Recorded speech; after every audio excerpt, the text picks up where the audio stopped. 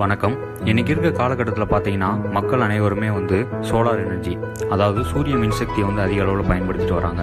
அதே போல் இப்போ கேரளாலையும் solar boat அறிமுகப்படுத்தியிருக்காங்க. இது இந்தியாவிலேயே முறையாக அறிமுகப்படுத்தின சோலார் போட் அப்படின்னு சொல்கிறாங்க. இந்த சோலார் போட் அறிமுகப்படுத்துறதுக்கு முக்கிய காரணம் என்னென்னா, ஒன்று டிராஃபிக்கை கம்மி பண்ணுறதுக்காண்டி, இன்னொன்று கொச்சின், ஆலப்புழா இந்த 2 இடங்களுமே படகு சவாரிக்கு ரொம்ப பிரபலமான இடங்கள். இங்கு படகு சவாரி அனைத்துமே இன்னைக்கு வரைக்கும் பெட்ரோல் அல்லது டீசல் மூலியமாக தான் இயங்கிட்டு வருது. இதில் ஒரு மாற்றத்தை கொண்டு வரணும் அப்படின்றதுக்காக கேரள அரசாங்கம் இந்த திட்டத்தை அறிமுகப்படுத்தியிருக்காங்க. இதோட முதல் சேவை வர ஜனவரி 12ஆம் தேதியிலிருந்து, அதாவது கோட்டயம் மாநிலத்தில் உள்ள வைக்கத்திலிருந்து கொச்சின் வரை சுமார் 180 கிலோமீட்டர் தூரம் வரை இந்த சேவை முதல்ல ஆரம்பிக்கிறாங்க.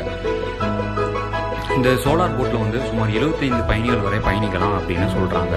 நன்றி. இந்த மாதிரி நியூஸை தெரிஞ்சுக்க இந்த சேனலை சப்ஸ்கிரைப் பண்ணுங்கள்.